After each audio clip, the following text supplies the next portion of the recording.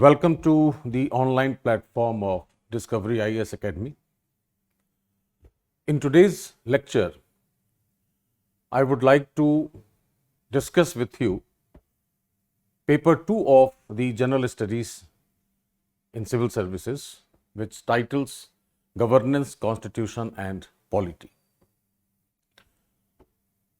This paper is definitely very important so far as your preparation strategy is concerned. However, it appears that it is very simple in general. That is a general perception. But since the paper includes governance, constitution as well as polity, so you need to understand the intricate aspects of the paper and intricate aspects of the subjects so that you are able to understand it precisely, not only the conceptual aspect. You also will be able to understand the demands of the questions and most importantly, how to write answers. This is the reason why I have come before you to discuss this paper in details, the syllabus, how to break up that syllabus which the UPSC has given, how to identify those intricate aspects as I said, and what could be the sources of our study, what is the approach needed, why we should study certain aspects of the constitution and governance. Say for example, if you study good governance, then why good governance? And what are those aspects to be studied in good governance? So I am sure that today's lecture would help you in the sense that you would be able to understand the details of the syllabus, the preparation strategy, the ways and means how to prepare it, how to score very high percentage of marks in this. You must have noticed in the last few years or so, paper 2, though it appears simple, as I said, it is a general perception, but unfortunately, the marks have always been on the lower side. So we'll try to delve into the issue of this marking also, why people are not getting good percentage of marks and what should be the correct method of preparation to score higher percentage. So this is the idea behind this lecture and this is the idea behind discussing these aspects of paper 2. Now let us begin with the agenda of today's discussion. As things are in front of you, we are discussing first of all the need of this lecture in the preparation. Why are we here today? Why am I in front of you? Then significance of the syllabus in general studies. What is its contribution? What is its weightage? And how this paper would contribute to scoring higher percentage of marks in overall general studies. The third will be the approach to study, which is very important because your exam is more oriented towards judging your approach than your knowledge. I don't deny, or no one will deny, that knowledge is not important. It is important. Definitely it is important, but more important is the approach to present that knowledge before your examiner. And probably gaining knowledge is relatively easier than changing the approach which is required for the examination. So much of the focus would be on the approach to study this paper particularly. Then obviously this is a very important area again. Most of the students, they find it very difficult from where to study. Shall we study the entire constitution written by certain constitutional experts? From where to get the things, concepts, analysis in polity, in governance? So sources are very important. Then, as I said, presentation of your knowledge with right approach, with precise approach, requires understanding of the pattern of questions and the demands of the questions. Questions are basically asked in the form of problems. Let me take you slightly away from this slide. As a bureaucrat, what exactly you are going to do in the field? You are a part of the government agency to deal with the issues and concerns, to solve the problems of the common mass, and to do welfare, to deliver justice. So, decision making is your prime job in the field. And decision making is a problem solving exercise. And how to ask the problem? So, the best way for the examiner is to place a question which is a problem in fact, and the answer which you give is actually the solution to the problem. So, unless and until you understand the demand of the question, you cannot understand the root cause of the problem. And unless you understand the root cause, you cannot solve it. That's why I said that presentation of the answer is very, very important, because you will highlight to the examiner that I am able to understand the root cause of the problem, and the answer which I am giving to you is the actual, concise and precise solution. So, this point, understanding the pattern of the question and the demands of the question, again assumes greater significance. Then the keywords must have noticed in the question, especially in mains, that certain keywords are used, like elucidate, like discuss, like critically discuss, like critically evaluate, or examine, or assess. These are the keywords used in the mains. In preliminary exam, there are no keywords as such, but the words which they use, they are really technical. They are derived from the law, because Constitution is the supreme law of the land. So, understanding the words, the meanings of those words is very, very important. So, I have given a specific point here which I will discuss with you, that what are the meanings of those keywords and how to understand them. And lastly, how to present your views, how to present your solutions to the problems in the form of answers. So, this will be the agenda for today's discussion.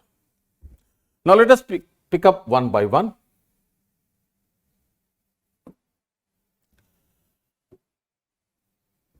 I was discussing for the last 2-3 minutes that to understand the preparation strategy, specifically in General Studies paper 2, is our main motto of today's discussion or today's lecture.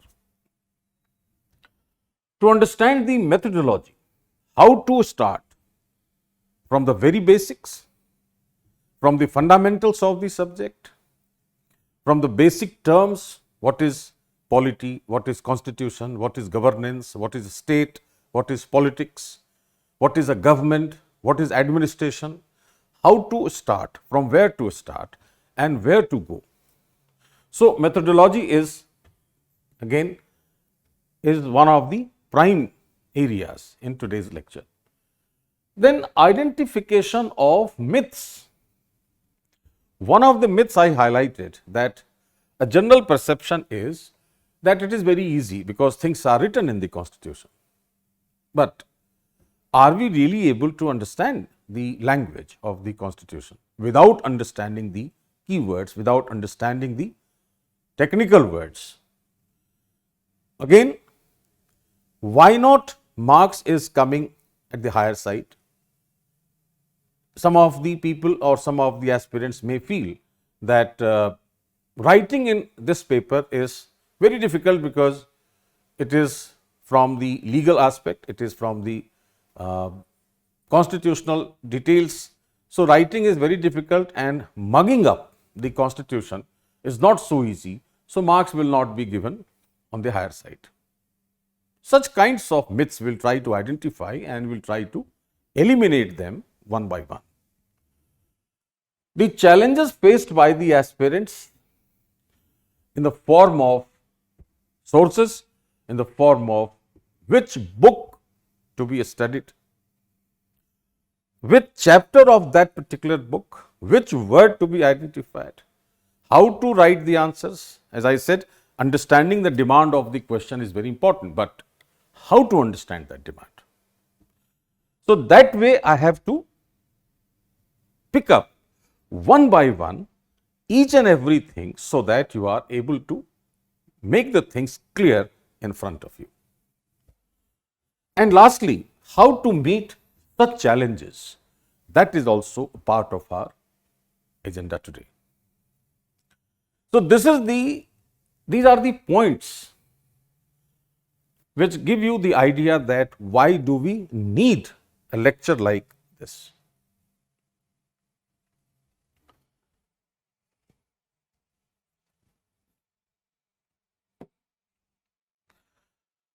Now, what I have placed in front of you is the general studies syllabus which the UPSC has provided. A very unique thing in UPSC syllabus is that they write number of points in syllabus. They try to explain it also to some extent, but it is still ambiguous. Why it is ambiguous? Because they want you to explore the area, widen the horizon. For example, the first segment of your syllabus writes Indian Constitution, historical underpinnings, evolution, features, amendments, significant provisions and basic history. Now, they have used all keywords. History of the Constitution and historical underpinnings of the Constitution. Are they different? We don't know. The syllabus does not clarify this. History of the Constitution is also studied in paper 1 in the segment called Modern Indian History. Must have noticed, must have studied, must have seen. Generally, people study the history of the Constitution from the 1773 Regulating Act. So, when you study the same thing in history, why are we studying here in polity? When already these things are there in paper 1, why it is given once again in paper 2? The difference is, there you have to study history and here you have to study the underpinnings of Indian Constitution in the history. Let me put it in a more simpler way. As I said 5 minutes before, that knowledge is very, very important, but more important is the approach, the prism which you have used, how to look at the things. So, history is not related to Constitution here. What we are supposed to study?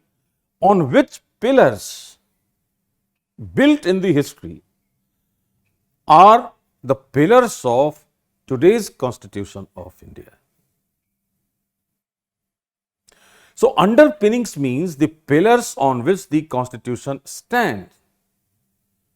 Those pillars we have to find out from the historical facts.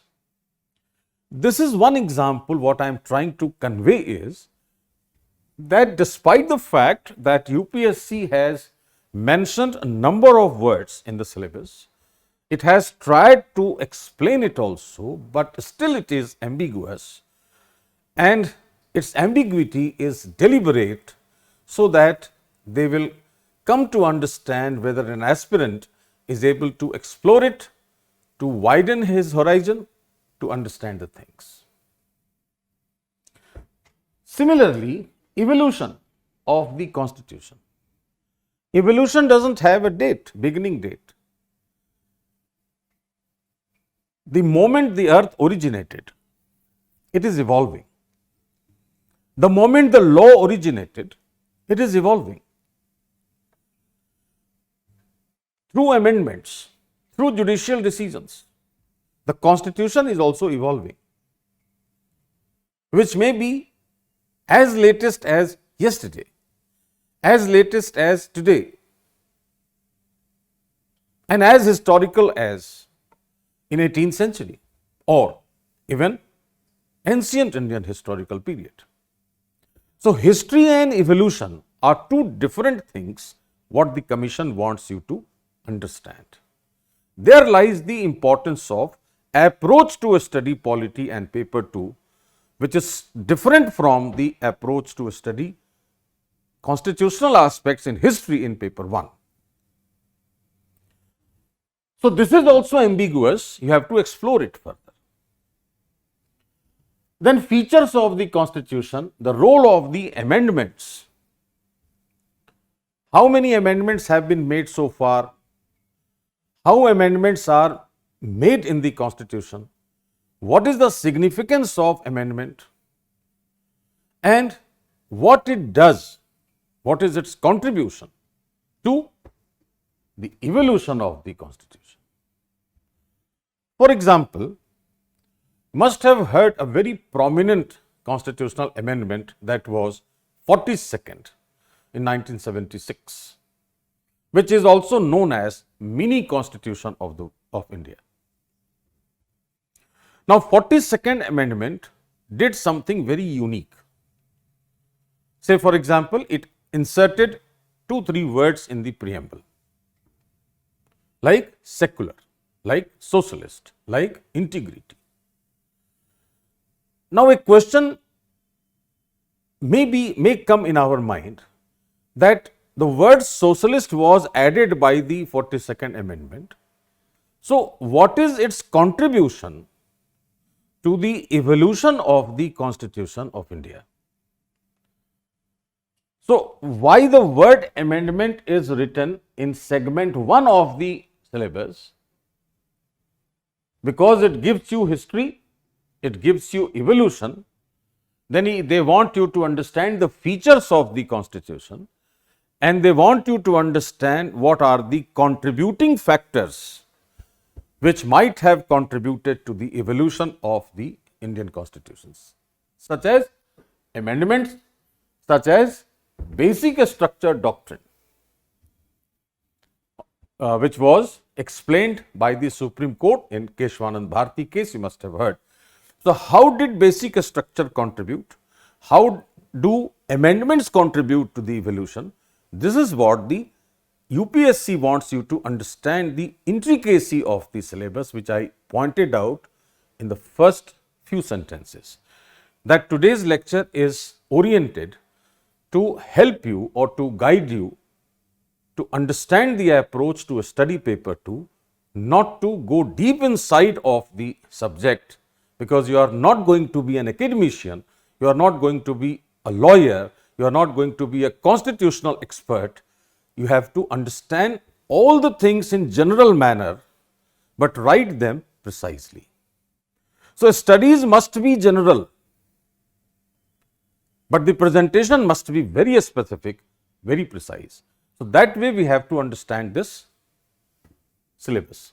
The second aspect what the UPSC writes is functions and responsibilities of the union and the states, issues and challenges pertaining to the federal structure, devolution of powers and finances up to the local levels and challenges therein. The statement itself is very confusing. What is confusing? Functions and responsibilities of the union, where it is written There are no documents which write that these are the functions of the union and these are the responsibilities of the union. There is no book, there is no document, but they want you to understand these functions and responsibilities. From where? From the constitutional details, you have to derive. So your eyes must be very penetrating to go inside the constitutional details, take out the functions and responsibilities, the issues and challenges which the governments face, they have to be understood, and UPSC wants you to think in that line. The third is separation of powers between various organs, dispute redressal mechanisms and institutions. Let me discuss slightly technical that separation of powers is basically provided in any political system in either of the two ways. The first is division of powers between the union and states. Suppose if I take an example of India.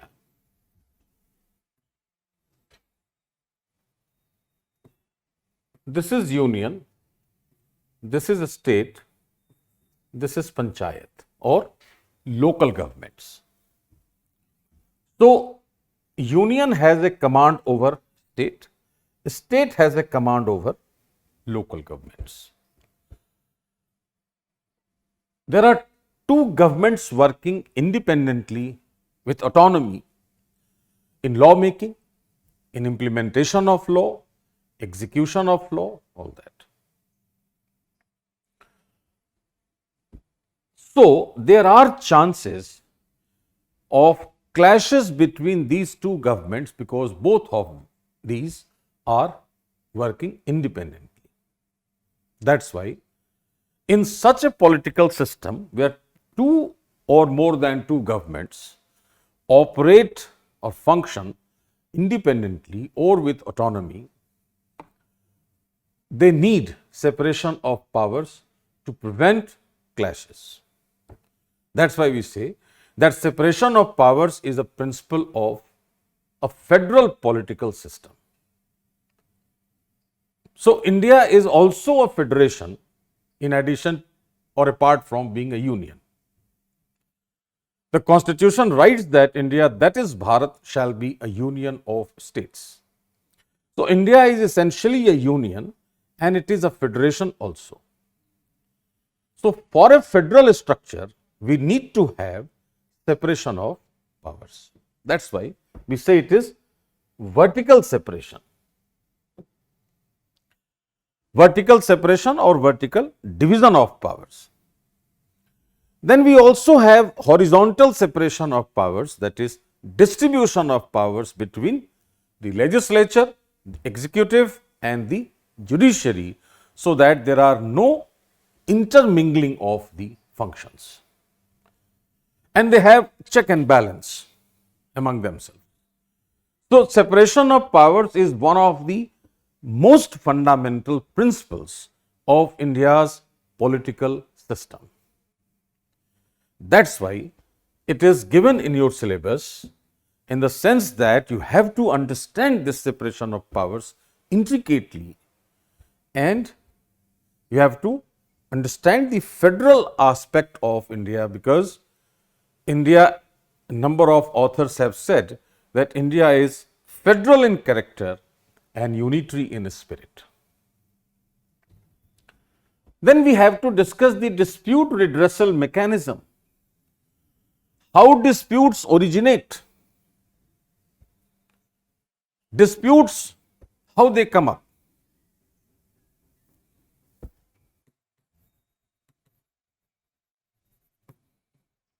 I am writing three words.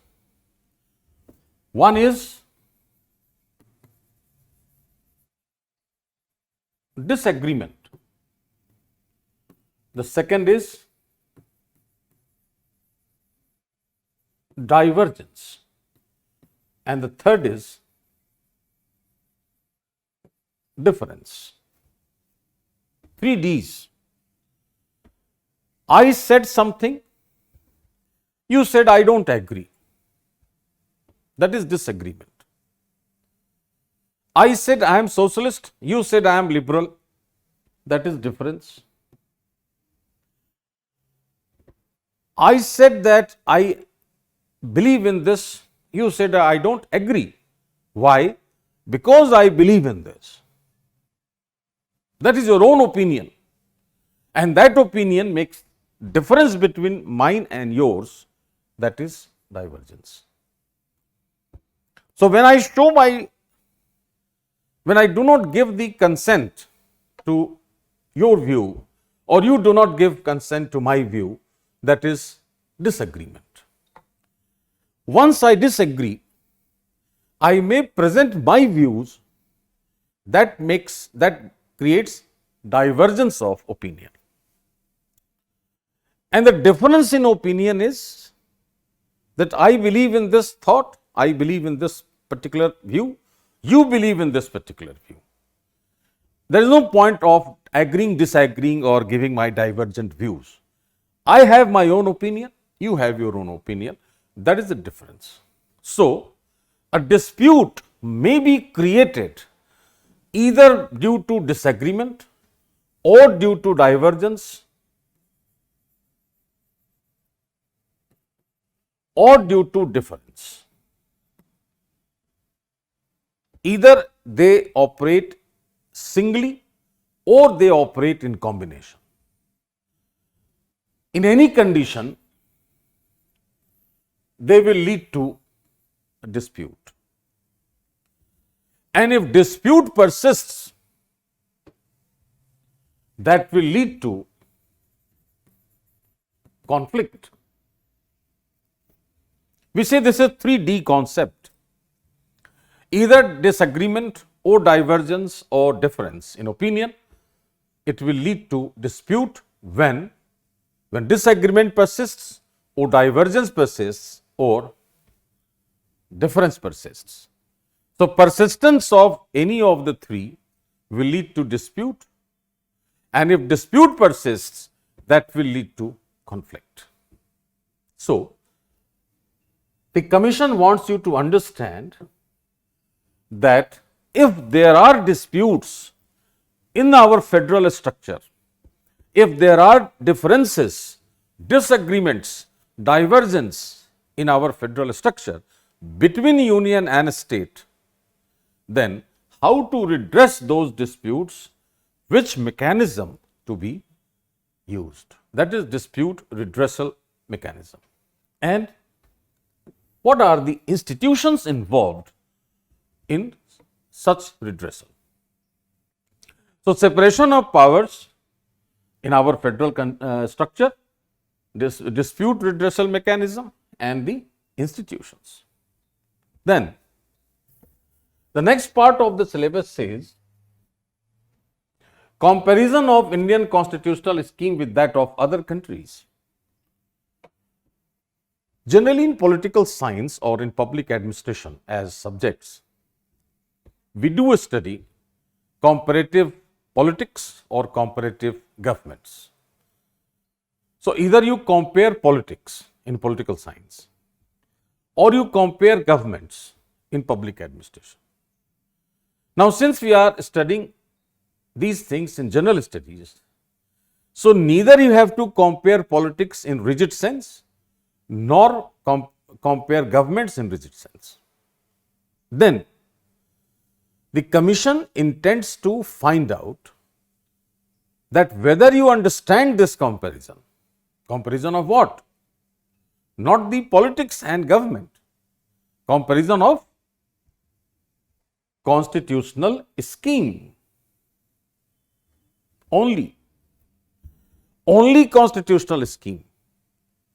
Now, what is a scheme?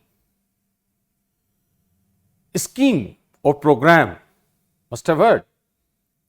So, what is a scheme? What it contains? What it comprises? First of all, it comprises a goal, the objective, and the guidelines, how to achieve that goal, how to achieve those objectives. That makes a scheme. So, what is the constitutional goal?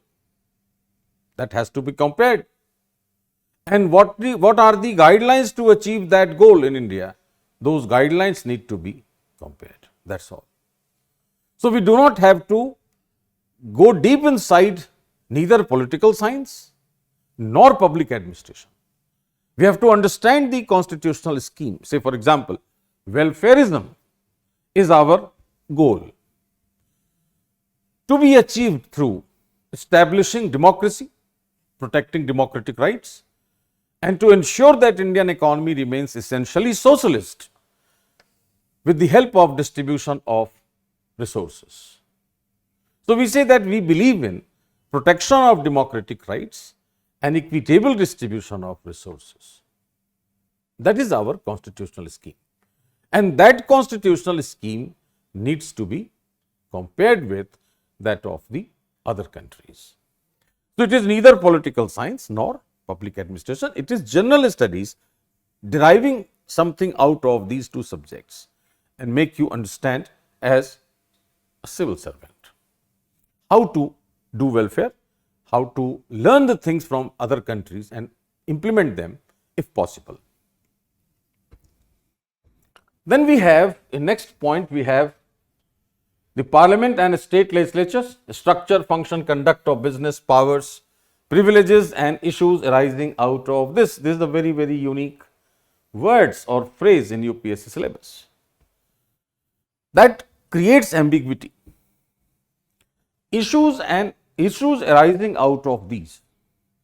Issues arising out of what? Structure of parliament and legislature, functioning of parliament and legislature, conduct of business, powers, privileges and all. Any issue which could come out of or which arises out of these things, those issues need to be covered. Now, they have not written anything about those issues. So, you have to keep your eyes and ears open.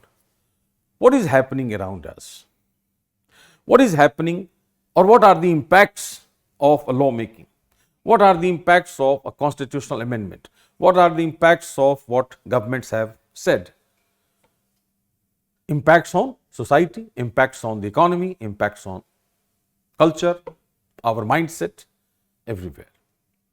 So, the structure, function, privileges, powers, all these of union legislature and state legislature we need to understand. Then a structure, organization, functioning of the executive, judiciary, ministries and departments of the government, pressure groups, formal, informal associations and their role in the polity. Very, very specific aspects they have pointed out. Executive you need to understand because you are going to be part of permanent executive. So, you need to understand the structure and working functioning of the executive. All executive actions may be judicially reviewed. So, judiciary you have to understand. Judicial review must have heard. Judiciary reviews the constitutional validity of a law which is made by the legislature. And judiciary also has been empowered to review the actions of the executive, whether it is in accordance with the constitutional provisions. So, an aspirant, a civil servant must understand what are the components of the executive, what are the functioning of powers and functions of the executive, who are included in the executive, what is the difference between political executive and permanent executive, how they coordinate with each other. You need to understand that. And then how executive actions are judicially reviewed. So, before you enter into the functioning of the judicial system, you must understand the judiciary, how executive functions through ministries and departments, ministries, divisions, departments, Department of Revenue, Department of Expenditure in Ministry of Finance, Ministry of Home Affairs, you have Department of Internal Security.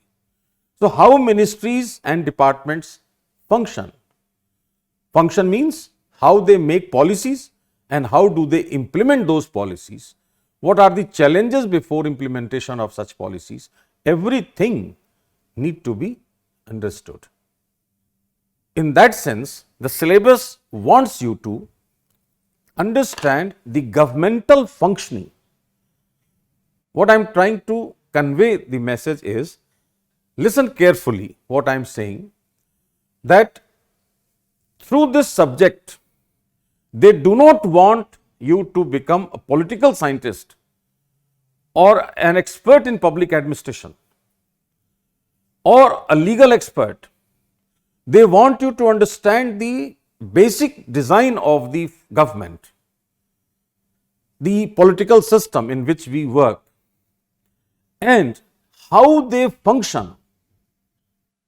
So, if you understand that, you will be able to function properly as civil servant. That is what they require. That is why these are the simple but very, very precise points they have given you in the syllabus. And once you understand this syllabus, it is very easy to change the mindset, change the approach, and then there is no question of not getting good marks. You have to get. You will develop a killer instinct once you understand it precisely. You will have a killer instinct that you will write and you will snatch the marks from the examiner's pen, if you really understand the approach. And for understanding that approach, you have to give special focus on these words, simple words. Generally what we do, we focus on this parliament, state legislature, amendments, and we forget ministries, departments, pressure groups. We consider, from our side, we consider that they are not important. No, they are equally important. Rather, they are the working mechanisms of the civil servants. So, we need to understand these intricate things, which I said in the initially in the beginning of this lecture, that our purpose of today's lecture is to make you understand the intricacies of the syllabus, so that you are able to change the approach, and then your preparation strategy is exactly what the Commission wants.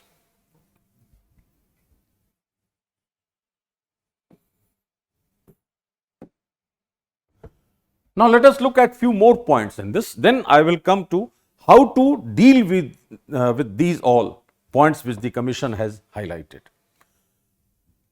Here it is written, salient features of the Representation of People's Act. This is of 1951.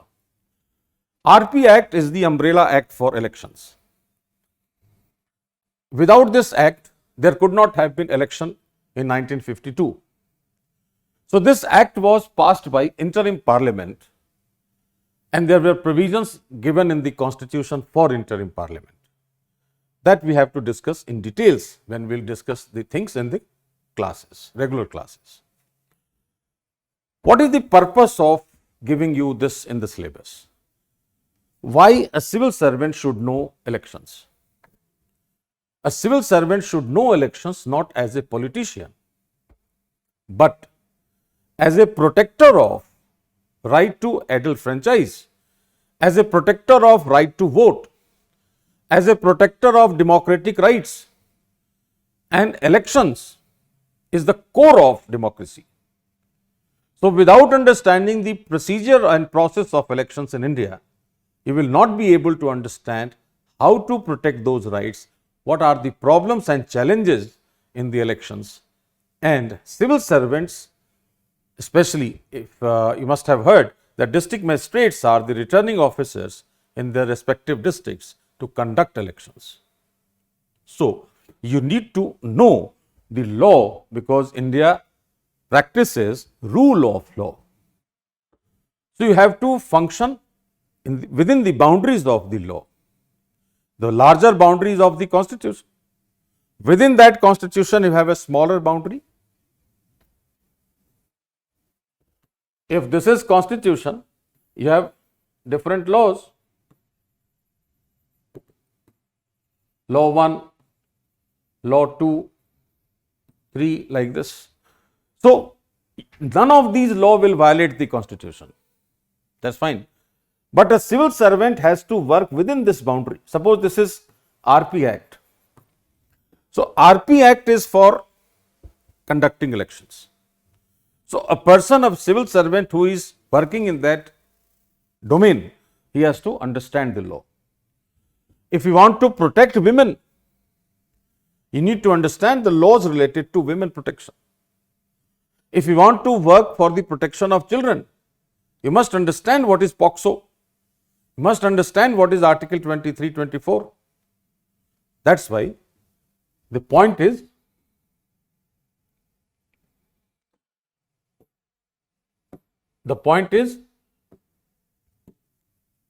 that you must understand the umbrella law, nothing else. They could have given you few more acts and laws also. But since you are not supposed to be a legal expert, you are supposed to work as a civil servant. So, their approach is very clear.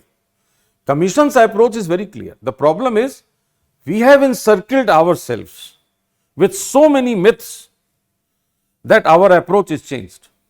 Break those vaults, eliminate those myths, and then you will come to understand what exactly is the syllabus and how easy this subject is to score very high percentage. Appointment to various constitutional posts, their powers, functions and responsibilities of various constitutional bodies. What are constitutional bodies? There is a very another very interrelated topic is statutory, regulatory and various quasi-judicial bodies. There are few words: constitutional, statutory, regulatory, quasi-judicial. Initially, I had told you that key words are very, very important. Knowing the meaning of the word is very important. For example, Finance Commission and National Human Rights Commission, National Commission for Women, Reserve Bank of India, Securities and Exchange Board of India, SEBI. These all are various types of bodies. If you look at Finance Commission under Article 280 of the Constitution, so it is a constitutional body, means a body which is expressly, explicitly, clearly mentioned in this Constitution is a constitutional body. National Scheduled Caste Commission, National Scheduled Tribe Commission, these all are constitutional bodies because they are mentioned in the Constitution in articles. National Human Rights Commission is not mentioned in the Constitution, but it is constituted under Protection of Human Rights Act 1993. A statute is a law, a statute is a specific law. So, this is a statutory body constituted under a statute. So, they want you to understand the difference between constitution, statute, law, so that you are able to understand and function accordingly. So, this is a statutory. National Commission for Women Act 1990, that is also statutory. Reserve Bank of India, this is also a statutory. Why? Because it was set up under Reserve Bank of India Act 1934. But what it does? It regulates the money market. So, it is primarily a regulatory body. It is a statutory in a structure, but the prime function is regulation of the money market. So, RBI is the most important regulatory body in India. Similarly, SEBI, this is also statutory, SEBI Act 1992. But what SEBI does? It regulates the capital market, share market. So, it is a regulatory body, but regulating money market and regulating capital market slightly different. money market is within the boundaries of the country primarily. Share market gets funds from foreign investors also very often. So, the chances of scams, the chances of damages to the investors are more in capital market than the money market. So, the regulatory body of capital market must be given additional powers to check those things, and those powers should be for punishment, for fines, for others. That is why certain judicial powers are given to SEBI-like bodies. That is why they are called quasi-judicial. So, very specifically, the syllabus wants you to understand constitutional bodies, statutory, regulatory and quasi-judicial bodies, and very often they ask questions from this segment. Why? Because even if you know or you have mugged up certain articles of the Constitution, it hardly will play a role. But if you understand these things, you will be really precise in your working as a civil servant. Then they have given you in the last 2 points important aspects of governance, transparency, accountability, e-governance models, limitations, potential, citizen charter, transparency, accountability and institutional other measures, role of civil services in a democracy. This is a small philosophical thematic side of governance. Why thematic? All things are related to governance. You are understanding the Constitution for the purpose of governance. You are reading law for the purpose of governance, not for the purpose of practicing before a bench. You are understanding political aspect for the purpose of governance. So, everything, if you understand for the purpose of governance, you must know the basic principles of governance like accountability, transparency, its role in democratic rights, protection of democratic rights. So, the last 2 points of the syllabus very clearly are related to the basic principles and tenets of governance, so that you are overall taking an outline that whatever I have studied, the sole purpose is to implement those things as civil servants efficiently according to law, according to the policies made by the government, and with the idea of avoiding or preventing any kind of disputes or conflicts. This is the, you can say, these are the intricacies of the syllabus, and as I said few minutes before, that the Commission is very clear in approach. You have to understand this. You don't have to create your own approach. You have to understand the approach what UPSC wants. The moment you understand, you are working in accordance with the demands of the Commission, and then you will have a coordination with the Commission, and there is no point of not scoring good marks. You will always score. That is why I said that with this approach you will develop a killer instinct and you will force your examiners to give you marks. Now, the next aspect in our today's lecture's agenda was that the syllabus which the UPSC has given, how to make it simpler, how to make it easier to understand, and what are the basic topics which we need to cover in regular classes.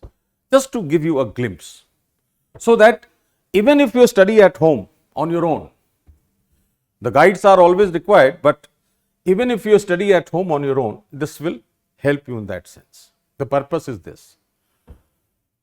I have written here is planner, not syllabus. Syllabus we have already discussed. How to plan to study the syllabus. And I have divided it into modules, module 1, 2, 3, 4, 5, 6 like that. What module 1 contains? The first segment of the syllabus, which you, if you remember, this was the first segment given in the syllabus. Now, this module 1 contains certain sections and topics. Topic 1, concepts of state, nation, politics, governance, administration. The basic words. For your information, some of you must be knowing that every subject has its own vocabulary on which it stands. Like every building has its own pillars on which it stands. So, those words or that vocabulary of the subject, if you know that vocabulary, you know the subject. If you do not understand the vocabulary, what will be the disaster? You understand the higher side of this subject, but there is no base. So, fundamentals will be weak and the things will collapse. I will give a very simple example from the Constitution, so that you will understand it. We know that India is a democracy, and for democracy, fundamental rights are most important, all of us know. Now, these fundamental rights make up the base of democracy. It means democracy, structure of democracy, the entire edifice, the entire structure of democracy stands on fundamental rights. They are the pillars. The building stands on the pillars, but pillars are made of concrete, sand, cement. So, what are those concrete, cement and sand? They are 4. Justice, liberty, equality, fraternity. These are the 4 basic things on which fundamental rights stands. And on that fundamental right, the democracy stands. If any of these will be violated, the structure will collapse. So, these are the words, vocabulary of the subject. If you understand that vocabulary, you understand this entire subject. And if you get a question from here, you can answer from here also, you can answer from here also. So, your eyes will be quite penetrating deep down, and you can take out the concepts and you can understand these subjects very easily. That is the purpose of giving you this idea that why we should study in this way. The topic 1 will give you the idea of basic terms, then sources of Indian Constitution and features of Indian Constitution. First of all, we have to understand this, some very basic things. Then historical underpinnings of Indian Constitution. Underpinnings, as I said, this underpinning means, suppose you are these are the pillars on which the building stands. I don't have to study the building. This is the part of study in history, modern Indian history. We have to understand these pillars. They are called underpinnings. This is a word which is derived from a subject called civil engineering. And civil engineering talks about the pillars of the buildings. So, the examiner wants you to understand these pillars, not the building. Let students of history or let you study in modern Indian history this entire building. But here in the constitutional aspect, we need to understand only and only the pillars. For example, 1773 is a very popular regulating act, all of you must have heard. There was a Supreme Court established. This also you must be knowing. So, what we have to understand, what we have to write, that the historical underpinning of Article 124 of the today's Constitution can be traced from 1773 Regulating Act. So, this one pillar is of 1773 Regulating Act. That way we have to pick up the pillars, and that will change the approach of studying constitutional facts in history and constitutional history. You are studying history, finding out constitution. No, you are studying constitution in history. That is the change in the approach required. Then, evolution of constitution. A very good example I'll give you to understand this difference between history and evolution. Slightly technical. I am writing one case law just for your reference, not going into details.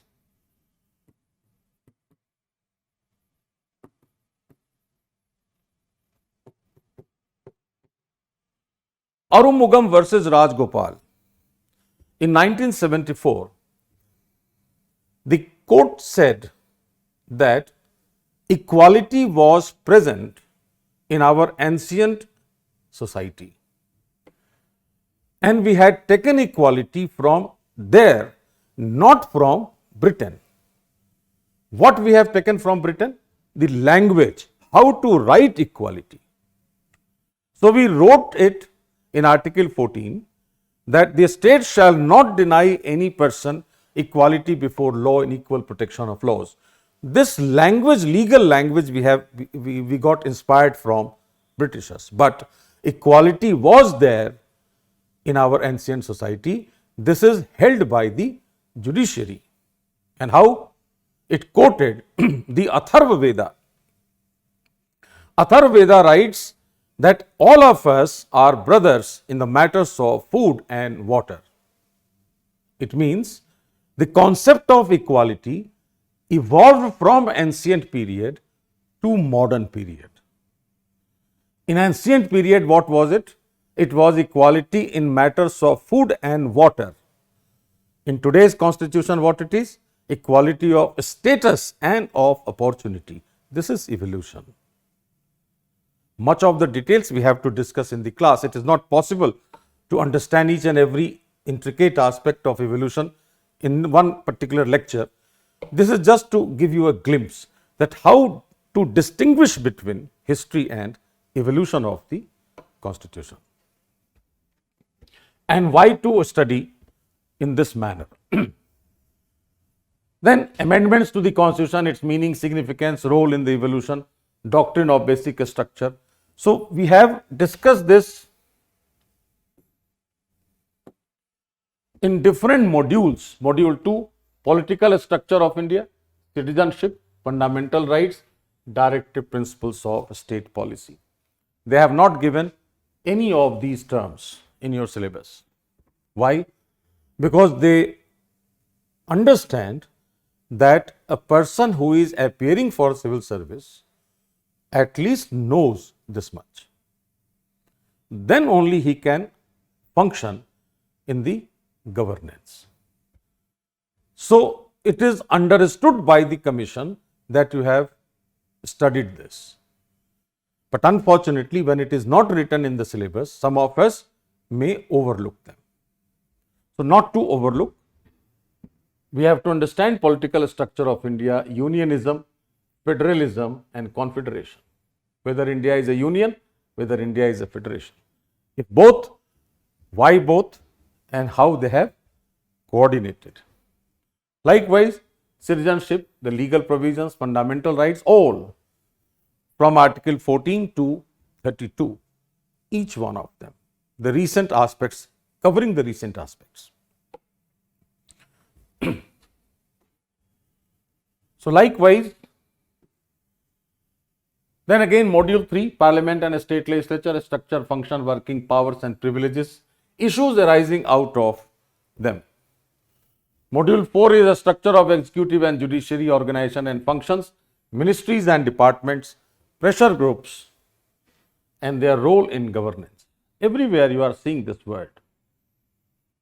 You are not studying constitution as a political scientist. You are studying constitution for the purpose of this. So every aspect of politics, every aspect of constitution has to be related to governance.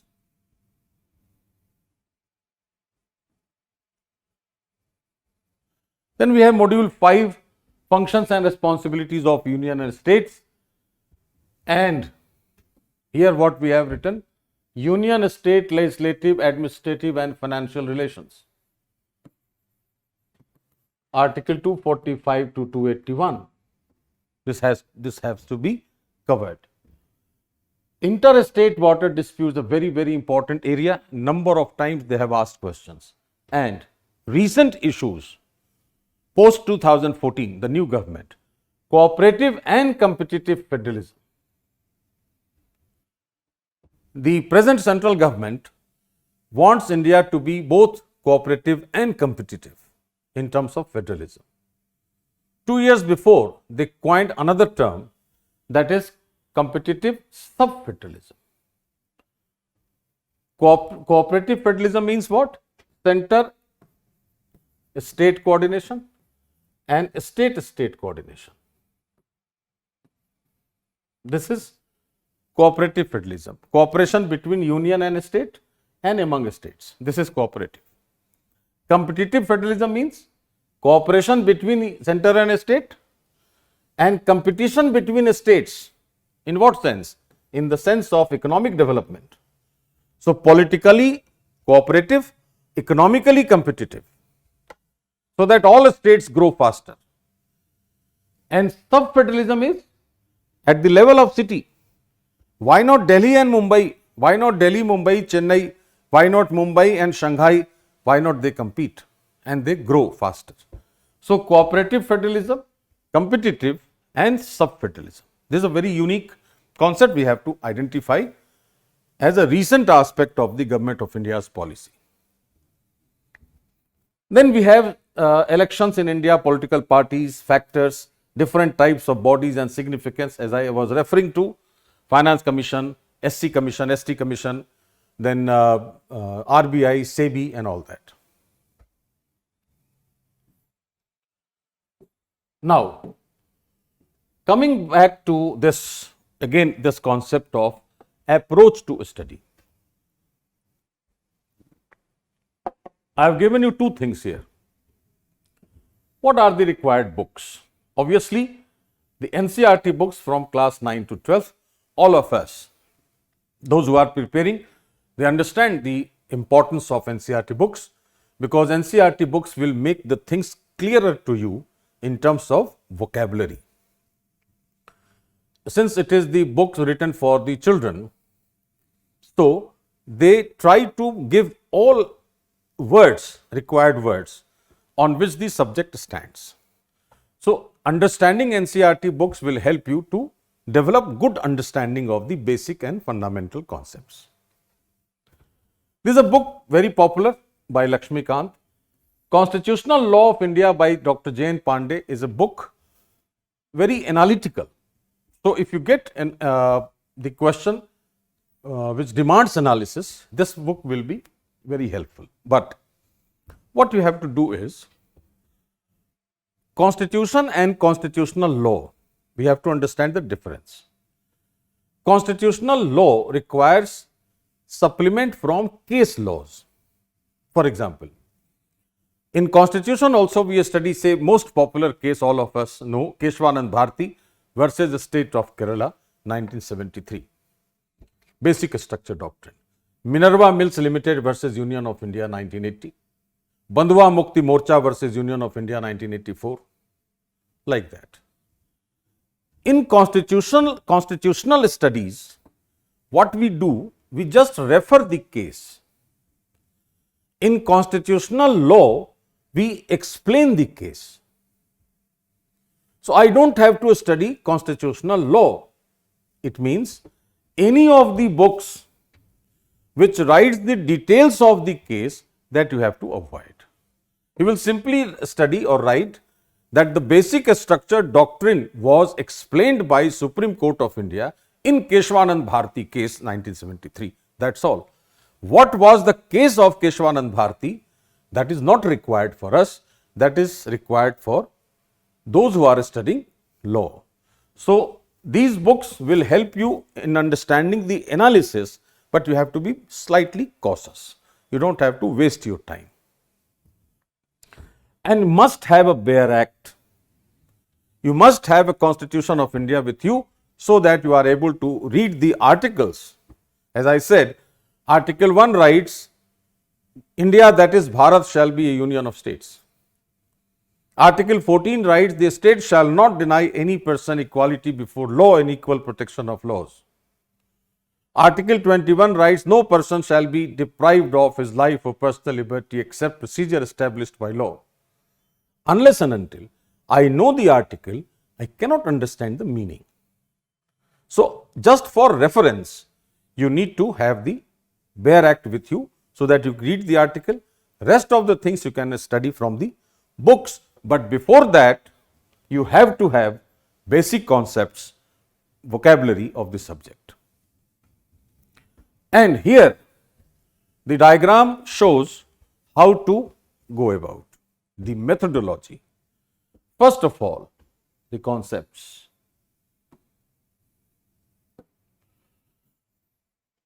Then facts, then analysis. And the basis must be related to current developments. I'll quote one example. Parliament, suppose. Now, the conceptual part of Parliament is, what is Parliament? So, for example, we read that it is supreme law-making body. This is a concept, that Parliament is the supreme law-making body. This is concept. What are the facts? Where it is provided in the Constitution. Next point will be, it is under Article 79 and what it comprises. President, Rajya Sabha, Lok Sabha. So, this is the concept. These two are the facts. Now, we have to analyze. So, why Parliament makes a law? Why there are three components, President, RS and LS, Rajya Sabha and Lok Sabha? What would have been the situation if there had not been President included? If there was only Rajya Sabha and Lok Sabha, then what could have been the situation? This is analysis. So, for every topic written in the syllabus, the three circles will boost your marks. That you are understanding the concept, the facts, the analysis. The best part of this approach is what? These two will fetch you almost all questions in your prelims.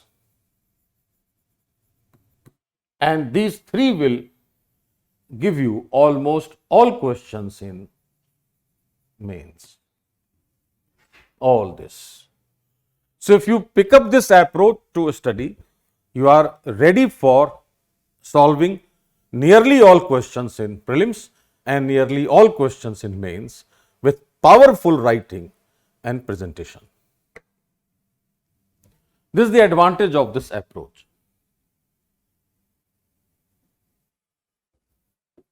It has been slightly explained here, the diagram which I had mentioned. I have called it convex lens. Convex lens approach means things will converge. You get different concepts, facts, analysis from various sources. From number of books, from the teachers, from guides, from your friends, from newspapers, magazines, your own thinking, number of sources. One from here, another from here, another from here. Everything should converge into convex lens. Use a convex lens and a central thought will come out. India is a democracy. India is a socialist country. India also has federation. India is a union. India has president also. India has prime minister also. It is separation of power also. It is fusion of power also.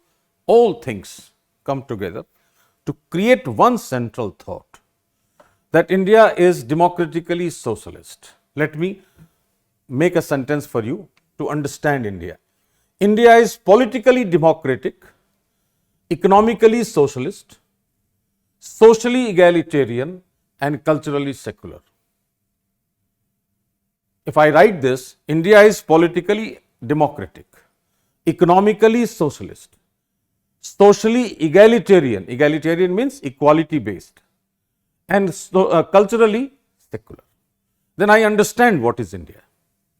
And the entire constitution, all 395 articles, clauses, sub-clauses, and number of articles which have been added by various amendments so far, all articles have to converge on this sentence related to either democracy or socialism or equality, egalitarianism or secularism. So, the constitution has converged everything to create a statement like this. Similar approach we have to pick up, that let the source from various sources, let the things come. Let me receive all those things and put a convex lens, converge, create a thought, and that thought needs to be presented in your answer. This is what convex lens approach is. Now, I have given you 2-3 questions to understand types of questions they are asking. One question is, do you think that Constitution of India does not accept principle of strict separation of powers, rather it is based on the principle of checks and balance? Explain. What are the important things? Now let me point it out, how to understand the demand. A very simple example I can give you. Suppose I have got this pen and I want to see what is inside. What I have to do? I have to break this from here, from here, from here. Then I am able to see what are the inclusions. Similarly, break the questions to understand the demand. Do you think Constitution of India does not accept principle of strict separation of powers, based principle of checks and balance? What you have to write? Your own opinion about Constitution of India in terms of principle of strict separation of powers and principle of checks and balance. So 1, 2, 3, 4 and 5. There are 5 demands in this question. My conclusion has to be in my opinion form. So, Constitution of India is what type of constitution? I have to mention briefly. Why not it accepts strict separation of powers? Because it is parliamentary system also. It is union also, not only a federation. I had referred, if you remember, I had referred that we had separation of powers in 2 forms: vertical, division between union and state, and horizontal, among legislature, executive and judiciary. So, separation of powers is there, not exactly like what we could see in a federal country. Why? Because we are unitary federation, we are union also, federation also. So, 100% strictness is not practiced. Why? Because we have the system of checks and balance. What I mean to say here is, try to understand the question, try to understand the demands of the question by breaking it to take out the things. Parliament's power to amend the constitution is a limited power and it cannot be enlarged into absolute power. In the light of this statement, explain whether Parliament under Article 368 of the Constitution can destroy the basic structure of the Constitution by expanding its amending power. See the language of the question, very emphatic language, very powerful language. It has so many things they want you to understand. For example, this is written within quotes. So, you have to explain this statement. Parliament's power to amend the Constitution, first break, is a limited power. What do you mean by limited power? And it cannot be enlarged into absolute power. So, limited power, absolute power, Parliament's power to amend the Constitution. In the light of this statement, explain whether Parliament under Article 368, so what it contains. Constitution can destroy the basic structure. What is basic structure? By expanding its amending power. Number of demands we have to find out, and accordingly we fill the gaps. So, your answer becomes powerful. Why do you think the committees are considered to be useful for parliamentary work? We have studied a number of parliamentary committees. We study. You also have studied, or you will study in regular classes also, at home also. Committee on Estimates, then Public Accounts Committee, Committee on Subordinate Legislation, Privilege Committee, all that. So, why do we need committees in parliamentary system? What is the role of committee? And discuss in this context the role of the Estimates Committee. So, the keywords, the question language, the words used in the question, the demands of the question, all these things need to be covered while preparing. Now, let me sum it up for you. The first of all, what I tried to convince or tried to give a message, that this syllabus of paper 2, governance, constitution and polity. There are three things. Governance, why governance first? Because constitution and polity must be studied in the context of governance, not in any other context. This is the message they want to give you. This is one. The second, we have to understand the syllabus in this context itself.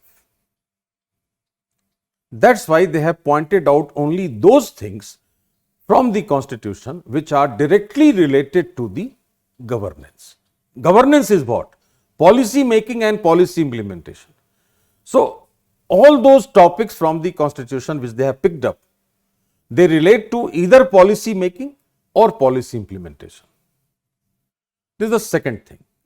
The third thing is how to understand the syllabus and how to get the concept, the basic concepts, the fundamentals, the facts related to those concepts, and then how to analyze those facts. We have to understand that. The fourth is, things have to be converged.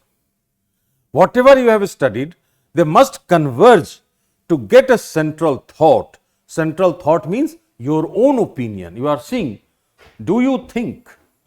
Do you think? In the light of this statement, explain. Everywhere they want your opinion.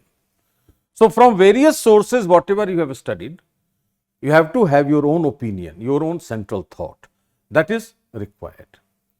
And the fourth thing which I told you, how to understand the demands of the question by breaking it and taking out those gaps and then fill those gaps, then we will score very high percentage of marks.